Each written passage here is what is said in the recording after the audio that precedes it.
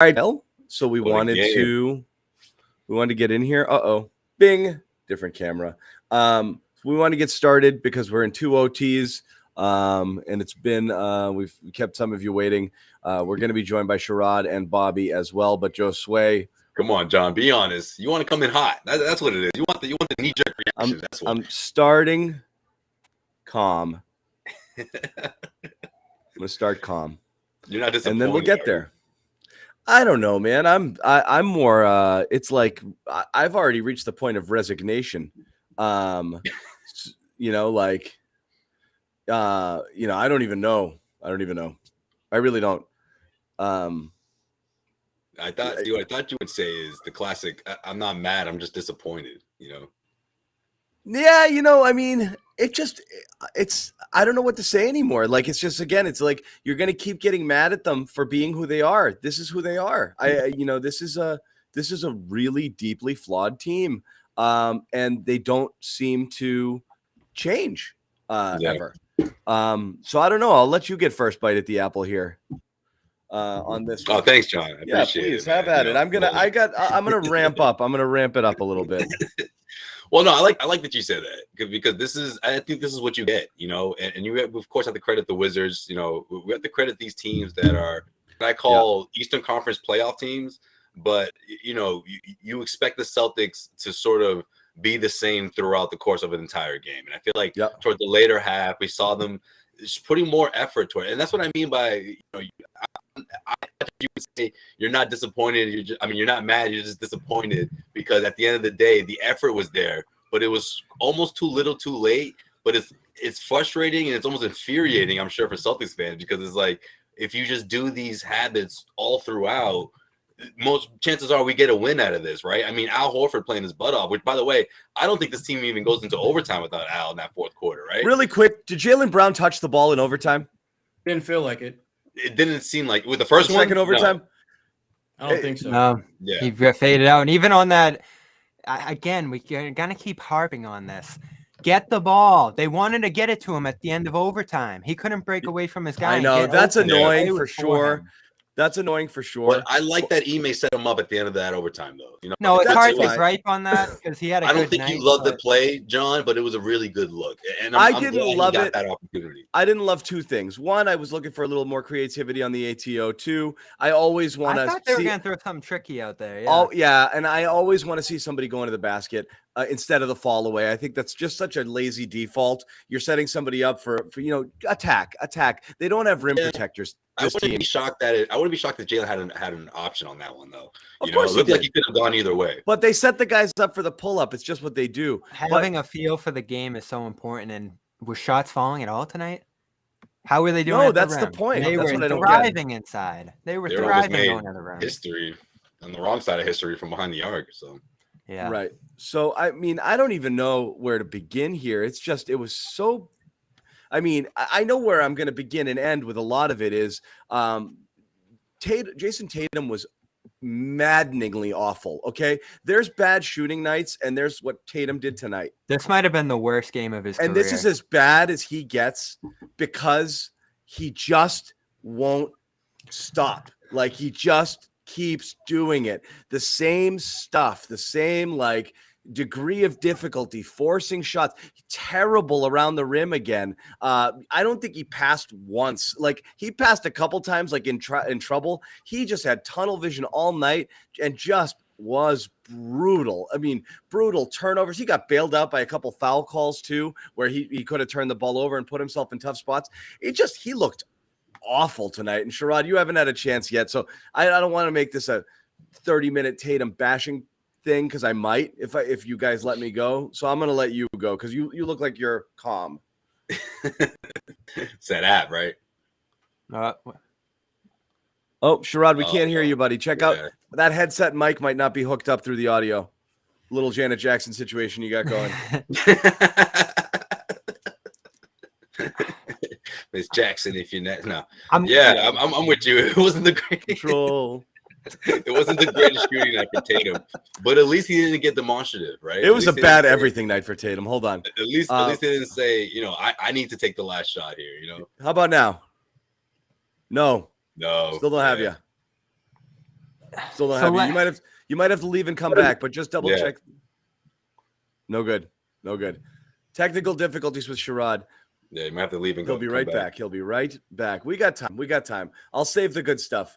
John, I was gonna coach the Tatum thing tonight because again, I know you were hitting it hard all game, but he lost it all in overtime, the double overtime, especially the way he it got wasted worse. possessions down the stretch.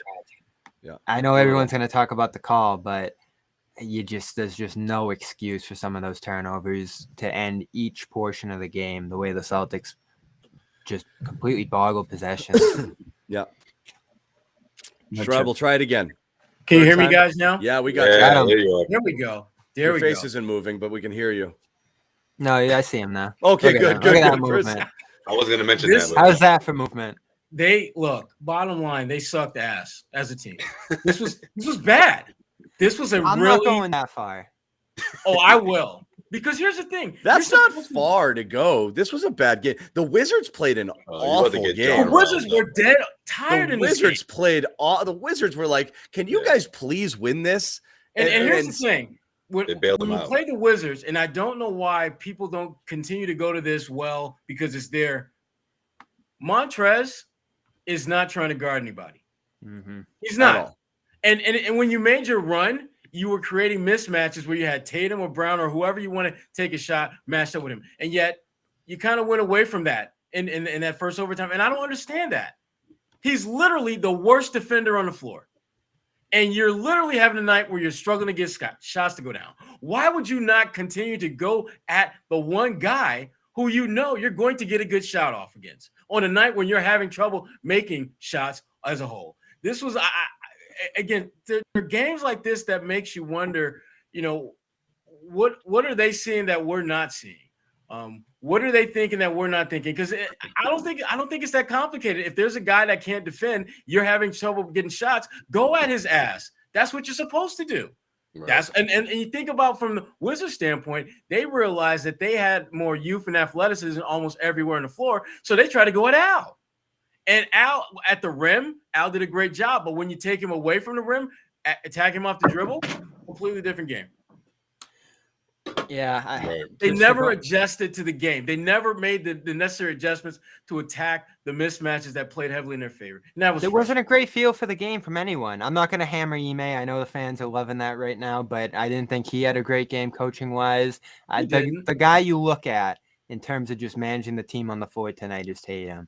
He's the point guard, smarts out. He's not even in the picture. You give a few sets to Richardson. Brown does his fast break stuff and gets a few looks in the half court, but ball control was almost 100% on Tatum tonight, and that's what they squandered. They squandered leads. They squandered possession management in the three straight closing sequences to the game, and ball control. There's just no excuse for that, especially when you have leads in these games. They settled for jumpers with the 6-point lead in overtime. The offensive approach down the stretch was just horrible, and it's inexcusable because they generated great looks all night. Even through the 0-23-point start, they had quality looks on those. They were getting to the basket again and again. It felt like when they didn't score and they stalled down the stretch of this game, it was just a lack of focus and a complete, comfort with where they were at. Like, it's like, oh, it's over. We're up 6 in overtime. It's good. And then within 2 minutes, we're in double overtime. It's just, there's a comfort this team builds. You saw every run they went on. The Wizards responded with like 5-6 points of their own. The peaks and valleys of effort and focus with this team are just unreal. And, there's no one else to look at tonight but Tatum. There really isn't. That's the thing is like, this has been building for me for a bit. And like, I'm extremely frustrated with Tatum's game because Tatum is a microcosm of everything that we look at with the Celtics, which is continuing to ask them to change and to be different when I don't know that it's possible. Like, this is Jayson Tatum. This is who he is. This is what he does. He has his nights where he lights it up and a bunch of things go in and, and this and that. But at the end of the day, you have a guy who is not great around the rim, takes a ton of contested twos, but does not have a great success rate doing so. And his 3-point percentage continues to decline. And this year it's been brutally bad. So right now he's not scoring well at any level.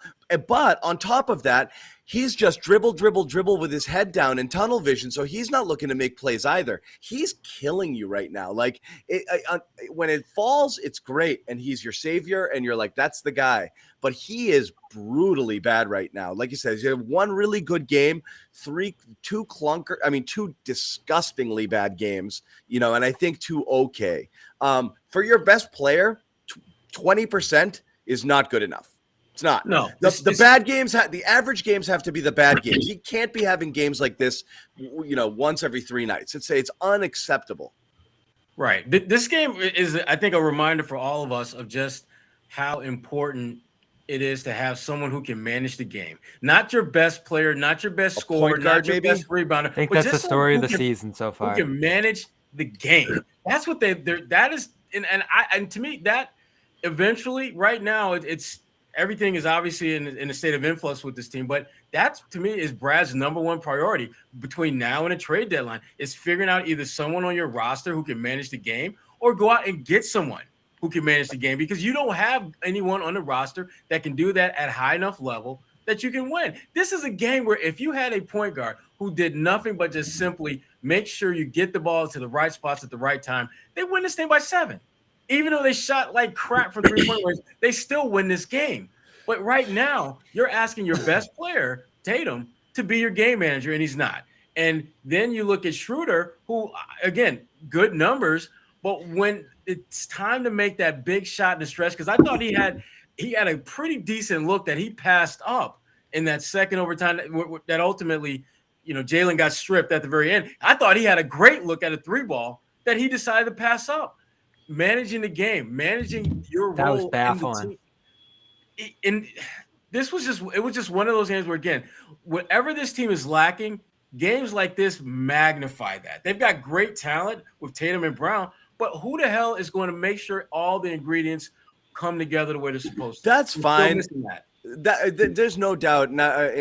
I was talking about this with someone else offline as well. Right now, the lack of a point guard is so glaring on this team. The roster's a mess. It is so glaring. There is no one to set it up for you, right? You're right. You've got Tatum and Brown, who are guys who can't be the primary ball handlers in a half-court offensive set. You got to have guys who are finding the right guy at the right time in the right situation, because otherwise you have no choice but my ball, your ball, my shot, your shot. That's what it's going to be when you just have point guards who cross half court, give it up, and get the F out of the way. It just doesn't work. Yeah. And it's a massive problem on this team. However, is that we have now added yet another thing to the list of things that we have failed the Jays with. Okay, there's just nothing you can do right for these guys. There was too much talent at one point, and Kyrie was too mean, and then there were too many wings, and Brad was playing Gordon too much, and then Brad is too whatever. So we need a new coach who can relate to them, and now they've got that, and now this guy is running defense that they don't understand, and there's so many things. At what point do you just say, okay, guys, what do you need? What? What is it going to take? What is it going to take? Yeah, but I think that's the part that I think that's it's the part exhausting making excuses for these guys. Though. I'm exhausted just listening to you talk about it, John. It's exhausting. But Tatum, I think that's both part of his evolution, though. He's got to learn to take care of the game, or at least control the tempo of the game and lead, especially when Marcus Smart's not available, when he's not out there. He's got to be that point forward, and I think that he's getting better at that too, which is getting little by little. He's getting better than that. Who is Tatum? I feel like a season ago, he would have been chucking throughout the entire overtime. Josue sounds like me tonight. and then at the end of the game, doing what he's supposed to do, he goes inside, and the referees, come on, that call reversal. That was the right call. Though. Wasn't that going both ways tonight? I thought so. Yeah, no. The no calls were going no way. Were going that way. But the calls, though, once they make that call, refs were making it up. Yeah. I could not believe that they reversed that call. That was unbelievable. Yeah, I couldn't believe that either. But then his approach was there, but again, it's like what you said, John. It's just the finishing, finishing around the rim or lack thereof, or setting guys up. The thing that I go back to with the whole game management thing, and again, this is the whole game management thing. It comes down to recognizing where the ball goes in key moments. Like Jaylen Brown I thought was pretty damn good. And yet you didn't get the sense that they were trying to work the ball to Jaylen in either of the overtime periods, which to me is maddening because, again, we've all seen enough basketball. We've played enough basketball to know that when one guy kind of has it going a little bit more than the rest, as you get closer to the end of the game, that's who you go to. It's not that complicated. And yet we seem to be having this Groundhog's Day moment with this team that's, for whatever reason, struggles to understand. Keep feeding the beast that is feeding you. That was Jaylen Brown. He was the best player on the floor, I thought, tonight. Jaylen Brown had a single shot attempt in the 2 overtimes. One. Inexcusable. One. And here's the thing. And honestly, I don't think he touched the ball more than 3 or 4 times. The only time I remember him touching it in OT was at the very end where they give him the ball with like 2 seconds of play because, Schroeder passed up a shot and Tatum kicked it to Schroeder when he probably should have attacked on his own. That's it. The frustrating thing, too, is even if Marcus Smart's out there, it's probably not different. And that's when you start to think about where this roster is going to go before long. There's a real chance this roster is going to need a significant structural shakeup this year because Sorry, 2 shots for Jaylen. 2 shots for Jaylen. Sorry about that. Yeah, I thought he had one in the first or a whatever. 3-point attempt in the first and a missed layup in the second. Yeah. Yeah. So Not enough. And that's just something that happens over and over again. And to your credit, Josue, I'll give it to you. He's gotten better as a passer. He's gotten better at spreading the ball around to guys throughout the course of the game. But that's different from managing the game, especially in key moments. And key moments is where he really seems to struggle in this regard. It just kind of breaks down, moves too fast, or he's thinking too much about getting his own shot in those spots, which might have been the issue down the stretch of this one too, because he missed a ton of shots down the stretch of double overtime there.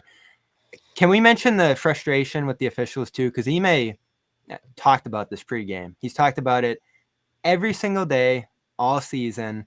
They're talking about it behind the scenes. They had a come to Jesus moment again after the last game. The complaining. It's just never going to end. 6-4 in the first quarter. Tatum in the post. By the way, as a side note, Tatum and Brown should be working in the post all the time. I don't understand why Tatum should do a lot of his ISO work in the post instead of up high, because he can shoot up and over people from closer range. But they were trying to get into the post a little bit early. But Tatum got a ball, got one in the post, went up and under, missed it right away at 6'4", throws his hands up, and he's that way all the way down the court. This is what I wrote about. He must have complained 40. He must have complained. He complained as many times as he missed shots tonight. He's ignoring Ime. Is saying every single day. I don't want to see that. And then 6-4, first friggin' 3 minutes of the game, first thing that doesn't go his way, like this, and Not we're even backing that up one, the John. court. Huh? The foul on Harrell in overtime that put Washington within 2. Sure, the double block. Almost gets a tech. Almost got a tech. If the refs wanted to, they could have teed him up 2 or 3 times tonight for sure. Because he did the swat away at the call thing, and refs don't like that. Yes, refs hate that. No way, get that shit out of here. They hate that, and he got away with it. It's so dismissive. He got away with it. He's gotten away with it a few times. He has 2 techs this season. He could have about 5 or 6 easy right now. Easy. Bobby, to your point, not only are they not listening to him, it's like they ratcheted it up. It's become everybody, even Al. Al's a leader. Yeah. Al was barking at the refs. It's quick now. It's just not as drawn out. It's just a quick reaction, and then they keep it moving. Yeah. It's I'll give this one a shot. That's not bad. Cloud. But Al was the one that was keeping this team in it. I mean, this thing doesn't even go into overtime without his blocks. I mean, it's turning into Mutombo out there. He did some good things. But Josue, 13 on the season. But right? Washington made an adjustment. Rather than attacking out the rim, they backed the hell up and attacked him off the dribble. My only concern with Al too this year. What's that? My only concern with Al too, posting up around the basket, getting his shot off. He's really not the same in that regard. That was something he could do in his sleep in 2017, 18. Yeah, he doesn't get the same. Spencer Dinwiddie on his ass and down the stretch and missed the layup. I mean, that's a great point. They started shielding him off. That's not. Yeah. His Yeah, touch this around the was a- rim, you look statistically, it's fallen off the map since this last Boston stint. That's the one area where he's not quite the same, and it's got to be taken into consideration with the way you call things. Ime was leaning on that. That's actually the area, if we're going to hit on Ime, where I had some issues with him calling those plays out down the stretch, especially against a physical guy like Harrell. Going right at him one-on-one in that spot wasn't the greatest move in the world for me. And No, you get your wings switched out on Harold and then attack. That's where your offense can come from, because they're not going to get there's. And when he left the game, they had no rim protectors, so attacking the rim should have been like the number 1, 2, and 3 priority. Yet they had some trouble getting by Denny and Davis Bertans, and they wouldn't happen. Unreal. That's not like a good that was sign. a big break for them that get those guys in the game. Here's the thing. Again, people who are saying, okay, guys, 3 overtime games, couple of them go in the other direction, and they're 4-2 instead of 2-4. Would you be this down on this team? I think still yes, because I don't think any of these issues change things. I really don't. I think that there was a fool's gold situation last year with an 8-3 start, even though you could see a lot of problems with that team. They did that through a double big stretch that we all freaking hated, but they were winning those games. And there was a lot of stuff where like, this doesn't look great. And then it came back. So I know some people out there will be like, reverse the records here and it's a different story. It's just, like I said, all of these problems that we're seeing right now, I don't know how they get fixed. Sherrod pointed out the point guard, Tatum, Brown coming in and out, some games on, not just in and out from game to game, in and out within a game, be the best player on the court for 10 minutes and then be invisible for another 10 minutes. Don't understand how that happens. I just don't get how that happens. Especially when you're playing a team that doesn't exactly make an adjustment to that. It's not like watching all say, oh, Jaylen, we've got to do X, Y, Z, 1, 2, 3. They didn't do anything different. Nothing. And the only difference was that he wasn't getting the ball. Tatum is infuriating and just he's getting worse, not better. That's the problem with Tatum, is his game's going in the wrong direction right now. It's wrong direction in a lot of different ways. And so I just don't know at this point, and a lot of it feels like choice, but it's just a lot of these things are going to be hard to fix. Will they get Ime's switching system? Maybe. Will the effort ratchet up? I hope. This didn't look like a low effort game. This just looked like a sloppy out of focus game, But I think the reason you feel that way is because you're comparing it to last season. Like the reason you feel, regardless of the record, it's just the eye test for you that you're not liking, is because you're comparing this team's effort to what we saw last year, and a lot of those same habits and those same, they're regressing back to that sort of effort. And you look at this game and you're like, oh, okay, the effort was there, but it was the execution that you're disappointed in, because, again, you're comparing it to last season and you're wanting to see tremendous strides out of Tatum, especially, and we just haven't seen it yet, even though it's only 6 games in. But it's regardless of the record, though, I'm with you. It's just about how they look, as a team, as a cohesive unit. He'll have that stretch too, Josue. New coach. Yeah. Josue, he's going to have that stretch too, where he goes he's going to have a stretch where he's lights it up and everybody goes off. Yeah. You look at the players right now, even if Ime hasn't done the best job in the world, I just can't. We're 5-6 games now into a new tenure. He's got some clear philosophies he's trying to implement. He clearly has a track record of success in this league. I'm not saying he's the next Popovich in this position, but the amount of fixation on his every move, when it's clear that the execution and the players and the personnel, to some degree, I'm getting really frustrated with now at this point in the season. I just can't. Ime's so far down the list of concerns for me right now. It is. Well, go ahead, Sherrod. He is, but we can't pretend as if he is doing a spectacular job. No, he's not. He has to get better, and that's. I think for fans, it's like the coach has to get better, the players have to get better. Which is the bigger issue right now? Is it them not executing his vision, or is his vision flawed? Like the whole switching. Depends on how you feel about the switching. It really does. I've been on the record from day one saying I hate it. I don't like it either. It gives your is that why you asking about it? Defenders an out. It lets the other team choose the matchups. You got Grant on Beal.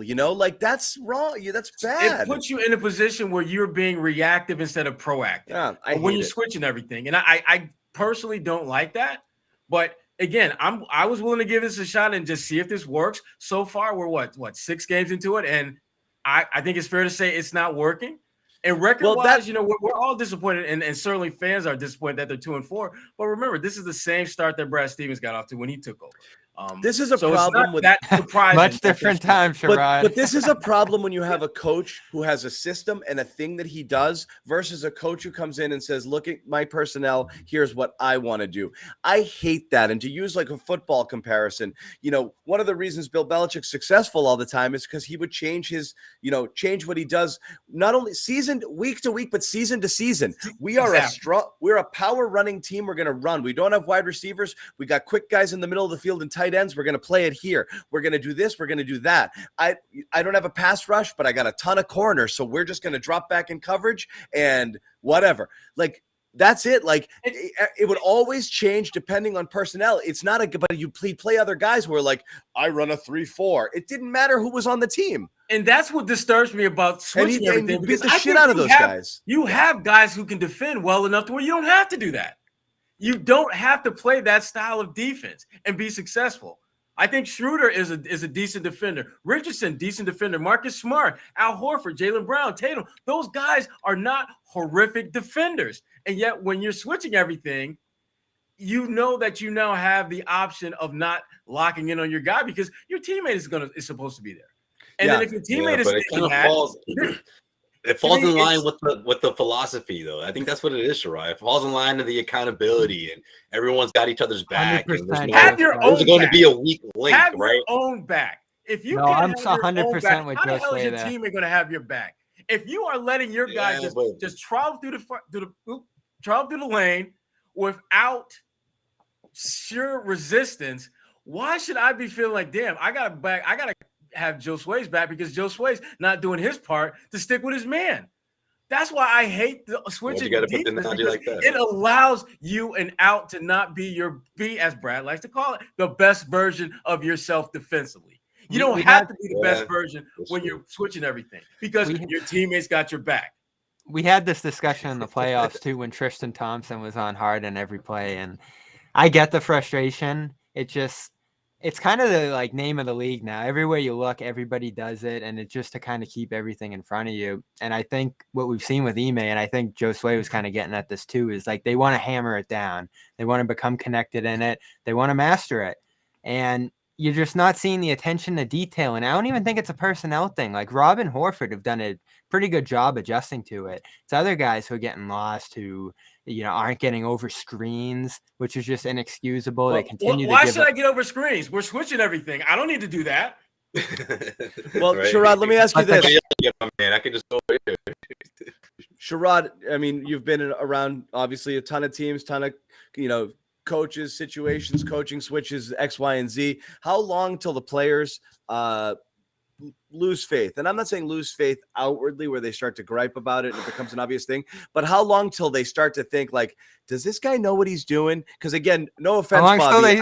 They start calling Brad. I know. No offense, Bobby. You did say Ime has a track record. The reality is he has no track record. That's the problem. As an assistant. John, I was going to let that slide. As an assistant. But that's what I mean is life is totally different 12 inches to the right, it is when your butt is 12 inches over to the other side and you're in the coach's chair, it's the assistant gets to be your buddy. He's closer to the players than he is the coach. He's there for you. He's not that mean old grumpy guy who makes you do all that stuff. It's different. He's just got to follow what the coach says, but there's no pressure. What assistant has any pressure on them? There's zero pressure being an assistant. It's a great gig. This is hard.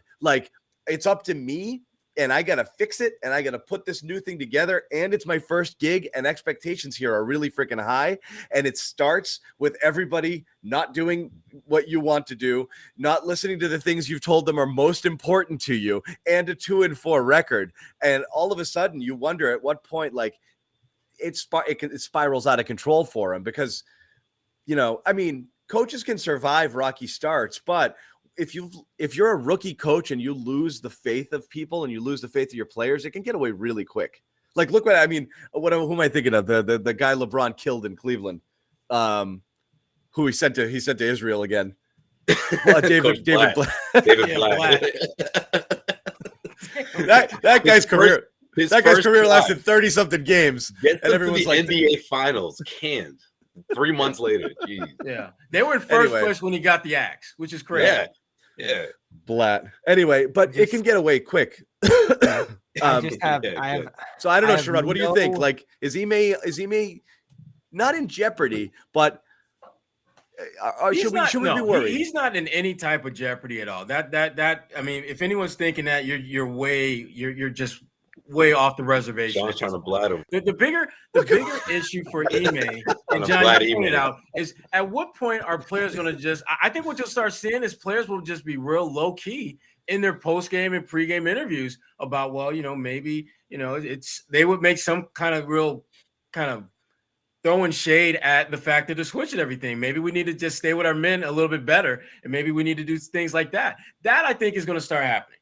And if I had to pick like one player who would probably get that ball rolling, and you probably won't see this coming, it'd be Josh Richardson. Josh Richardson. Yeah, I think that is absolutely in his DNA to do that. And he's like, what do you guys think about this? I'm the new guy, so I'm just trying to go along with what they're doing. But I just know that this isn't really what I do. I mean, this is when I was in Miami, we really didn't do this. I think you're going to start seeing some of that at some point, unless they figure this thing out, because they have guys who can defend well enough where you don't need to switch everything. It's maddening for me to watch them play, seeing guys give piss poor effort to stay with their men because they know my teammates got it. I understand the need for accountability, but when it becomes a crutch, which I think when you're switching everything, I think it becomes a crutch defense because, again, you are in a reactive mode to what the other team's doing, which means that they've got you where they want you. You're responding to what they're doing as opposed to you dictating the action. There's no doubt about it. That's definitely an issue. I will say to their defense, though, tonight, this was a much better effort game than last game. A lot of good things happened. This was an execution game. And again, I mean, not just execution.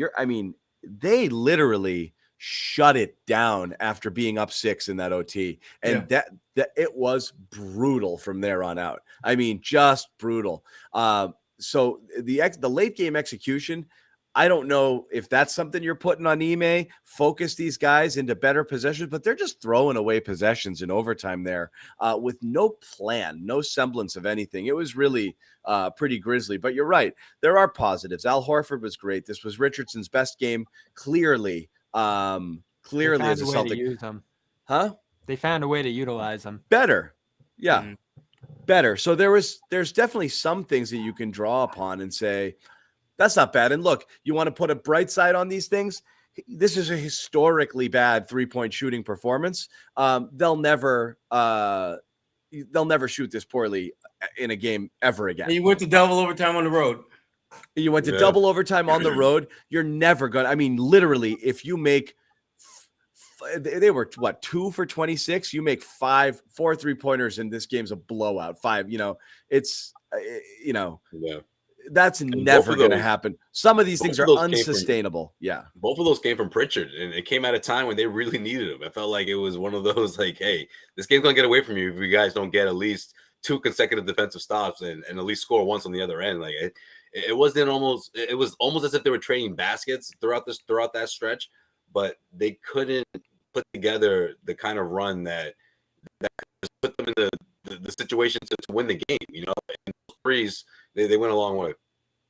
They had so many different moments throughout the game where you felt that they were like one stop or one basket away from just putting this thing away, sealing the deal. 2-3 and they couldn't do it. Consistent play. Yeah, that's all they really needed to go on like a big run through this game.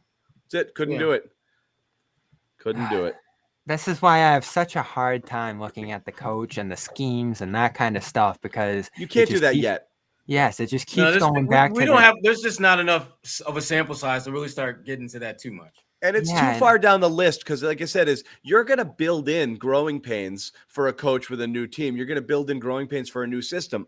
So you can't throw that out immediately, but you can't abide by lack of effort. You can't abide by, hero ball or the stars not passing it or, one game on, one game off. Like that stuff just doesn't work. There's some stuff there that just you can't have. So yeah, no, I'm with you, Bobby. I think the Ime stuff is strange where it does feel like there is a small faction that's I think everything's trying to impacting point each a other. little at Ime. Yeah. I think everything we bring up is valid. The only thing I'm going to harp on much more to continue what you were just talking about is that shooting. Like, these aren't bad shooting nights. This one was extreme, almost going the whole regulation without making a three. But the shooting on the roster is this bad. Like, they do not have guys who can space the floor off the ball on this roster. Horford's off to a brutal start. I think he's 1-12 at this point in the year. Schroeder had a nice little run to open the year, and then he fell off the map tonight in that regard. Grant with the air ball after his scorching start. They were relying on Parker for 3-point shooting to open this year, and we kind of know who Josh Richardson is in that regard, I think. So, like, you just look everywhere with off-ball shooters on this team. They don't have reliable guys. So I do understand why fans are looking at Nesmith, and I've certainly looked at Pritchard in that regard, who came in and gave them a boost here.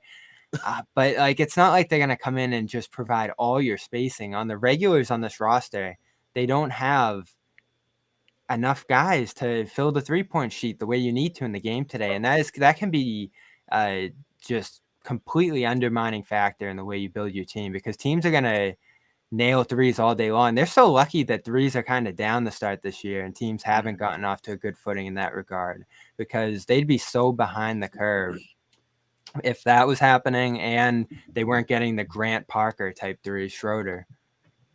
Well, it's not going to be like this all year long, Bobby, so they better get going. I don't know if they're gonna. The guys who are on this roster who play consistently, and like that, there's not a strong case to play Nesmith over Richardson yet. There's not a strong case to play Pritchard over Smart, Schroeder, and those types. So you can't just pigeonhole those guys in the lineups to try to create some spacing. So I don't know what you do. Well, maybe you have to make a move. I think people forget stuff really quickly. Like, when the offseason started, there were no trades. You sold away your first-round draft pick to get rid of Kemba Walker, and every single thing that you did pointed to not really looking to improve this team in any meaningful way, but preserving this season, holding on to cap space and holding on to some level of flexibility. Okay. Mm-hmm. That's was the approach. Like, they telegraphed, we're not actually really trying to win this year. What's the worst part about that too? Yeah. They have no flexibility. And they don't. Then they sign the extensions, right? They don't have any flexibility to make moves until January. I don't really know, because then they started signing extensions and we're like, oh, so I guess not saving cap space. So it's hard to fathom what exactly was going on. But they basically said, we're not really going to spend deep into the cap here. We're not going to try to make any big splashy moves. We're just holding the line and see what happens down the road. This is a kick the can down the road season. They filled it with veteran people who were going to give you better efforts overall, they thought, than what you were getting last year from your Semi Ojeley's and this and that. So you got lucky with Schroeder, who ended up sitting there on the scrap heap when all was said and done. You made your Richardson move. That's it. This team was not built to be a contender. And I think people lost focus of that for whatever reason. Yeah, but when you think back to that again, Brad's first season was kind of the focus. I mean, you had guys like freaking Jared Bayless on the squad. Keith Bogans was on the squad. I mean, guys that Joel Anthony, those guys were not brought in for the long haul. They were to get you through that bridge season. But the problem that I think most fans are having with this group that's a little different than that first one that Brad has was, one, these guys are more talented, first and foremost. And number two, these guys aren't playing with that consistent effort that you have to have when you know damn well that your roster is not as good as the top 2, 3, 4 teams out there. And that's really why this team has been so hard for a lot of us to deal with his stomach, because the identity is not the identity that you should have when you know damn well you're not on the same level as, a Milwaukee or a Brooklyn or teams that are legitimately on paper and in reality title contenders. You're not that team. So if you're not that team, the only thing that you can control is how hard you play. And these guys don't bring it. Can you believe it? But those are two very different situations, though, right? Like, those are two very different. Like, one was rebuilding the team. This, I feel like this year is rebuilding Tatum and Brown, right? You're rebuilding the leaders, the all-stars of the team. They were never all-stars. You can't rebuild what was never built. Team, Sherrod. There was no all-stars. Yeah, it's rebuilding the cap sheet in a way too. The medium contracts, and it really doesn't matter who it is. It's the numbers. Yeah, that too. But it's about, can they make the pieces around them better? And we can't say the pieces around them aren't better compared to last year. I think they are.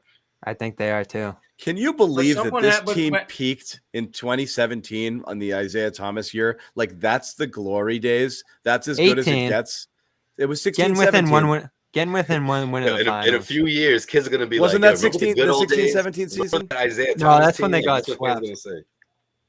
They got within a game with after they traded Isaiah for Kyrie. No, it's unreal. And again, like I think back to that day where they lost that game 7, and it's like, oh, they have 10 years to do this. Like, who cares? And I was just sitting there like, I don't know. Like, you stay open. You never know when it's going to close. And of course, the next year, that core in particular had the window slam shut on it. This all just this 4-year run that they're on right now to end up at this point, and everything we talk about is valid, but just the flush of talent, how far everything dwindled in the worst pieces, the drafting to go back to Ainge. Like, it's all just crumbled in a way that's hard to not look at and say, like, all right, how much longer is like this whole thing going to last? Bobby, here's the thing, though, that I keep coming back to. Even with the reality that this team on paper is better in many respects, those teams were still enjoyable to watch. This one's not. It feels like they haven't been enjoyable. I mean, think about this. How many teams get their ass kicked to end the season in the playoffs and get a standing ovation? That does not happen anywhere but Boston. And it only happens that season was so much fun. Who play a certain style that your fan base embraces. And that style is hard work, blue collar, get your fingernails dirty, get your dive for damn loose balls, play hard every game. I don't care if you win or lose, play hard. And we don't see that every night. We don't see that most nights. And back-to-back years, it looked like they had a great defense on paper relating to that. I got fooled twice, 2 straight years. I thought this could be the #1 defense in the league, and they're sitting at the bottom. They were 29. I don't know why you thought that last year. I don't get that at all. I don't know why you thought that either. That was wild. They are 20. Bobby always says that, and I'm like, really? Just walk away from the green Kool-Aid, all right? Just do not drink that shit. It's not. Just look at the individual players that they had in the lineup, the size that they have in the lineup the last 2 years, and it's like, all right, they're gonna have a ton of flexibility here, and they're gonna be able to defend every position. And it's just the effort, like you talk about, the execution, the focus. Yeah, defense is effort. That's it. They're as bad as any defense in the league right now. It's unreal. I don't know. I mean, I don't think the defense, like I said, it's not great. And I think the bigger issue is their offensive execution. Their offense. It's you have the defense ranks lower than the offense, but you have 2 huge problems on offense. You have execution issues because Sherrod said, you don't have that point guard, right? And you don't have guys who are consistently putting, pressuring the defense by getting into the lane. I mean, Brown does it, every other game or every third game, it seems like, and you're just not enough shooters, man. I mean, throw this game out the window, even without tonight, it's not a good shooting team. Offensively, this team is insanely limited, especially if they're going to resort and rely on jumpers and not be, this is their identity the last few years. Jump shooting team that's not particularly good at shooting. That's a terrible way to run your offense. But that's what they are, right? What else do they do? Yeah. Hate to keep dropping the bad news too, but the East is so good this year. So yeah, hold on. Before we get into that, I want everyone to get calm just for a second. Thank you, John. I need this right now because I'm getting triggered just the more we talk about them. Just like I'm getting a little triggered. So again. And I need this bad, and Bobby's banged up too, so we could all use it. But this is Calm. It's the number. Bobby's saying crazy things tonight. I think he's like delirious. But #1 app for sleep and meditation is Calm, and Calm is one of our sponsors over here at the Garden Report. So we want very much for you to support our sponsor. It's a LeBron James supported app here, and as we said, it is #1 sleep and meditation app right now that you can get. Go get some. Calm.com/garden 40% off. We all have a free trial. We've all kind of started kind of testing it out. It's getting good sleep, find a time to rest, body and mind. You've got sound of rain falling on leaves, sleep stories, whatever it is. There's a ton of stuff, and everybody I know who's used it honestly is like, I get to sleep in like 2 minutes. So anybody out there who has a tough time relaxing after a friggin' stressful Celtics game because you're jacked up to here, and everybody's in at 11, and we make it worse. Texting 50 people about the texting everybody, and then you come on here, and then we're yelling, and you're freaking out, and you can't bring yourself down. Go get some calm. Get some of this. It's going to chill you out, let you get to sleep, because we all leave here jacked up, and so go get some. calm.com/garden, 40% off. It's a really big discount for the premium subscription, so please go check it out. It is. It is. It's so because I've used Calm for a while now, and I did not get the damn 40% discount. Damn it. Yeah. So I've been on that vicariously through me and get the damn 40% discount because I wish I could, but I can't. It works, man. Everyone's saying just take a gummy. I'm not saying you can't. No, I'm just saying. Did I hear a gummy reference? No.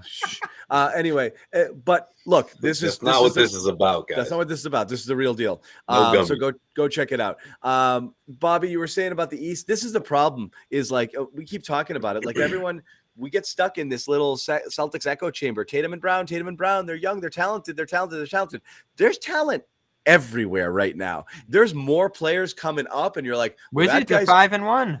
That guy's good. Ooh, they've got some good players. Wow, that guy's playing really well. Miles Bridges, huh? He's whoa. Like there's good players, like Toronto. Woo! they got cooked by a guy who averaged 8 points a game in college a year earlier. Barnes, that night. Hey, Scotty's not bad, all right. They're not the only ones. Top 3 rookie of the year candidate. Easy. It's awesome. But make it sound like he's a bum. No, but I mean, this guy's scoring 10 points a game in college last year. Yeah, I mean, the Celtics are making Scotty Barnes look like Scottie Pippen out there, and that shouldn't happen. Did you see that the other night? That's damn good, though. You see the 3 dribbles? Gets a rebound, 3 dribbles and dunks. Oh, my God. Yeah, he's pretty good. Hello. I thought the Raptors were going to be bad this year. I'm so happy. You and Annie are thrilled with Scotty Barnes right now. They're so fun to watch. They switch everything. They're like those early Bucks teams. I know people are using the G word around Scotty right now. I think we should hold the horses with that. But they are a joy to watch, like those early Giannis teams in Milwaukee. And he's kind of playing in that role with the pace and length along the perimeter and defending the best players. They're awesome. And we saw what they did to Boston. We did. But it is. Yeah, but there's 12 good teams in the East right now. Yeah. And I'll keep Boston in there. I will. It's still early. Everything we're pissed off about now, we might not be pissed off about in a couple of weeks. It doesn't mean it's like that's the thing is like when it's happening now, it's not like it's going to be like this forever. At this moment, Jayson Tatum is playing like ass. At this moment, they're not giving enough effort as a team. At this moment, they're not playing Ime's defense. At this moment, they haven't listened to him about the whole ref situation. At this moment, the offense has no identity. At this moment, they're really struggling with the point guard position. All of these are facts now. They are right now. All of these things are happening now. It doesn't mean they're going to happen forever, but now there's red flags everywhere, and you're hoping some of these things, get taken down at some point or another. It's just, inconsistent effort, problems in different places. You wish you didn't see them. I might need a couple shots to amplify my calm. Later on. Hey, Saturday night Sherrod. Just to speed that process up. This is not how I plan to spend my weekend before my birthday. I was so convinced that they were going to win this game. So convinced. What day is your birthday, Sherrod? For them Monday. Too. I got a November birthday. I always forget we're November people. I know a lot of October, borderline November ones. I was so convinced they were going to win this game, though. Damn. Me too. How could you not? They should have. Washington Overtime up 6. Washington didn't try to win. I thought Brown's going to take over. Washington was throwing the ball everywhere. The most concerning thing about this, too, is for a group that kind of has some, I don't know whether it's toughness or confidence or just fortitude concerns around it. You kind of need to pick up some of these wins in close, tight games to feel good about yourself and carry something forward because especially last year, I felt there were times where there were legitimate excuses and they lost some tough ones, and it felt like they kind of just let that pile on them, and it just carried, and they go on these losing streaks, and like they feel that the situation's worse than it is. Because if you do look at tonight, Smart and Rob out, the execution, the competitiveness, all that stuff was there for much of the game. You're down 2 starters. You made 2 out of 26 threes, and you hung with now 5-1 team on the road. Then you lose in the fashion you did, and it's just like, all right, you're getting peppered with these questions about what's wrong, and you're doubting yourself, and you're looking at the system, and like everything just starts spiraling for these guys. I feel like when these things happen, I hate taking that whole like intangible, and they need that guy who blah blah blah, and that but like. That you feel like if you had like that Jimmy Butler type, of personality on the team, you win more of these types of games than you lose them, like these games that you should get or you could get that are there within your grasp, just doesn't feel like anyone's taking it. It feels like if it happens, great, but it didn't. So whatever, it's just not enough players making big plays in big moments. And again, you had that the last game when Marcus Smart, makes a steal and this and that. And so certainly they're not without them, but again, it goes back to the whole captain thing. And I hate to make too much out of something that it should be insignificant, but it really does blow my mind that you don't have anybody who wants to say, yeah, I'll take the burden of responsibility to be that guy who gets in people's face and makes sure that we friggin' are on point when we need to, and somebody who keeps the players in check. You know who I was thinking about yesterday? Because I saw a clip of him. It bums me out that there isn't that guy. That's all. Goodman talked about this a lot last year. Who are you thinking of? And I kind of shied away from this thing because I don't think that's super important. I think the talent on the floor is what matters. But a guy like PJ Tucker, like that kind of guy just being there in Milwaukee and that sort of thing you talk about in terms of that guy in the room and what he did to change the team's mindset, you wonder what that could have done here, and just him being here. And Horford, you like to think Horford's a good veteran guy, but there's a different kind of fire to a guy like Butler, PJ Tucker, one of those guys who's just like, all right, let's just do this. Like I'm going to go out and guard Durant. I don't care if he hits 50% of his shots against me. I don't care if he scores 50. I'm going to go out and give him hell. And, we're going to feel good about it, even if we lose by 2. The thing about those type of players is that they are irrationally confident in their ability to the point where they believe that they can do things that when you look at the specs, they shouldn't be able to do. Like PJ Tucker has no business being able to adequately guard Kevin Durant, and yet you will never, ever, ever see a moment where he's on the floor with Kevin Durant where he doesn't believe in his heart of hearts that he can. That was so awesome. Did you see that clip, Sherrod? To the point where he would get in his face, talk smack, look at his mama. She got something to say I love you, and she says I love you too. He's that irrationally confident in his ability to do that kind of stuff. Same thing with Jimmy Butler. I mean, remember, Jimmy Butler was the last player taken in the first round, a guy that the Celtics passed over for, I believe it was Juwan Johnson. Yeah. That year? That's right. Yeah. Thanks for bringing it up. That's the Jimmy Butler year. Yeah, the Jimmy Butler year. So, and that's another guy that, again, is irrationally confident in everything he can do on the floor. And to the point where he will embarrass you like he did the Timberwolves, where he showed up that one day and basically kicked all of their asses and said, this is what you're missing out on. I'm out.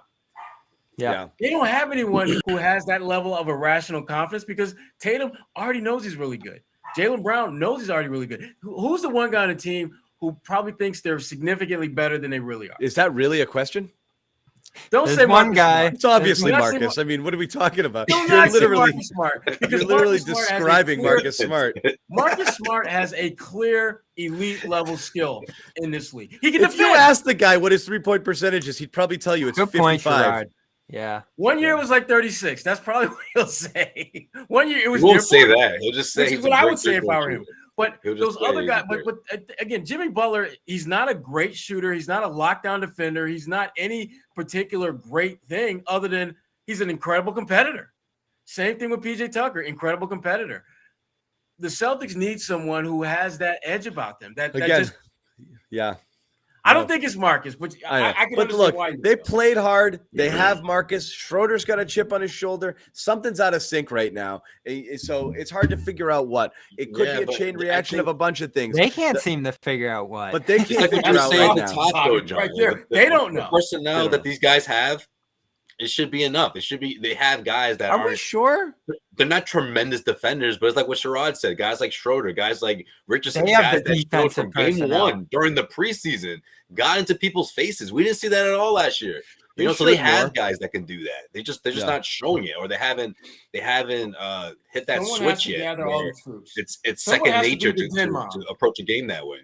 What happened? Someone in has that to be the den mom, the one that makes sure everyone has got their snacks. Yeah, like I prefer. I'd say that. I'd go with that. I wouldn't say that these guys need a Patrick Beverly or a PJ Tucker or no. I think these guys they have personnel to do that. Well, I mentioned him because raw guys that are gonna always be like that every single night. I don't know if that's the fix for this team to be successful or make a deep playoff. No, it might hit a brick wall, and it might just right. He might end up with that Butler practice in Minnesota. There's no perfect solution to this. There's the roster, there's the makeup, there's all kinds of things floating around here, but it's just the grind. You just wonder how they're going to respond. You just wonder how they're going to respond to it if it keeps sliding. And that feedback thing I talk about, because they look good early in the preseason. They did some things. They established some things. And then guys moving out of the lineup, COVID, those things just sort of seem to get on top of them again. They lose a few tough games to start this year, and all of a sudden it's all piling up again, and they can't dig themselves out of it. We would have felt pretty good if they won this game. You know me. With all the words. Yes and no. Tatum was still caught an earful, but yes, it would have been a gritty game considering all. It changes the outlook. Gritty win considering everything went as bad as it could, which is down 2 starters, not making any threes on the road, all of that stuff for sure. But it's I refuse to accept excuses. This team has a lot of them, so that's the benefit of the doubt is going to rest in the fact that all of that stuff happened. The new this, the COVID, that injuries, he's still not playing a complete lineup as they're trying to find an identity and figure out their right rotations. And every single night they got to reinvent themselves on the fly because they're missing 1 and 2 guys. It's not a great way to start the season for them, not at all. You'd feel better 3-3 or 4-2. They're 2-4, so we're gonna freak out a little bit more. For me, I just want the simplest thing I want. The only thing is, what can you count on with this team? You've got 2 excellent players. I want to see them play as close to their highest level every single night. It starts there with me. Everything else trickles down from that. Everything else is gravy. It's a bonus if you can do it. But we didn't have big expectations for this team. I want to see Tatum and Brown on a nightly basis playing smart basketball, playing to their best. You're going to have off shooting nights, but like Tatum played low IQ basketball tonight. I mean, just very poor basketball. He's better than what we saw tonight. He's much better than that. He's just got to play at a higher level. Like that's not the shooting that you get down. It's like, what are you doing at times? Just not reading the game. Like you say, playing like a low IQ basketball player. And then just getting frustrated about it and whining and then just continuing to do the same things. He's got to play better than that. And then Jaylen can't just not show up. You get those 2 things, it fixes a lot. They're still going to have some of those other problems. But those 2 guys that's the only thing you can count on is those 2 guys. That's why they catch as much heat as they do, because they have to be good. The rest is hard. What are you counting on? Richardson to have big nights, and this and that. All of that stuff is nice when it comes. It's got to be those 2 guys first. No, that's gravy. When those guys have it going, that's just gravy on top of what should be the main course, which is Tatum and Brown balancing each other out. And, I think we tend to talk about Jaylen disappearing. But, again, Jaylen's demeanor is not give me the damn ball. I'm going to own this. You need someone every now and then to just say, Jaylen, I need you to just absolutely torch that MF right there, because you're better than him.